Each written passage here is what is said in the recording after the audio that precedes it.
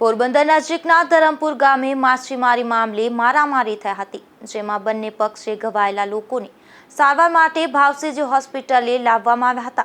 ત્યારે આ મામલે સામસામે ક્રોસ ફરિયાદ નોંધાઈ છે। ધરમપુરના પાટિયા પાસે ઝૂંપડપટ્ટીમાં રહેતા પવન રાયસિંહભાઈ સોલંકી નામના યુવાને એવી પોલીસ ફરિયાદ નોંધાવી છે કે તારીખ 16/5ના રાત્રે 8:30 વાગ્યે પવન તેના ઘરે હતો, ત્યારે તેના કાકા કિશન વિઠ્ઠલ સોલંકી તેમના ઘરે બેસવા આવ્યા હતા। તે દરમિયાન તેની સામે રહેતો સુનિલ મનજી વાઘેલા ત્યાં આવ્યો હતો અને માછીમારી અંગે બોલાચાલી કરી હતી। તે દરમિયાન સુનિલનો ભાઈ મનોજ મનજી વાઘેલા, અનિલ મનજી વાઘેલા તથા દિલીપ મનજી વાઘેલા આવી પહોંચ્યા હતા અને આ ચારેય ભાઈઓ જેમ ફાવે તેમ ગાળો બોલવા લાગ્યા હતા। ત્યારબાદ ઉશ્કેરાયેલા મનોજે ધોકા વડે તથા સુનિલે પાઇપ વડે, દિલીપે ધોકા વડે અને અનિલે છરી વડે પવનને માર માર્યો હતો।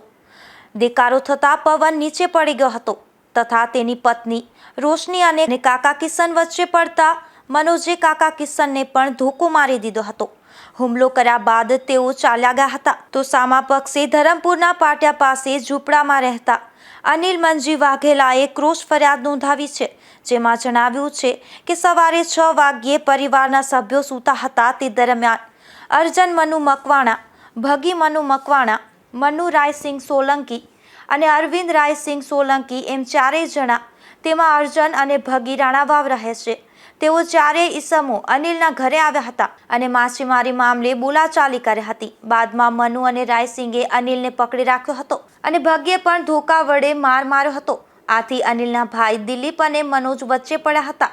ત્યારે આ શખ્સોએ મનોજ અને દિલીપને પણ ધોકા વડે માર માર્યો હતો, તેમજ અનિલના બનેવી હકાભાઈ હીરાભાઈ રાઠોડ વચ્ચે પડતા તેઓને પણ ટીકાપાટુનો માર મારવામાં આવ્યો હતો।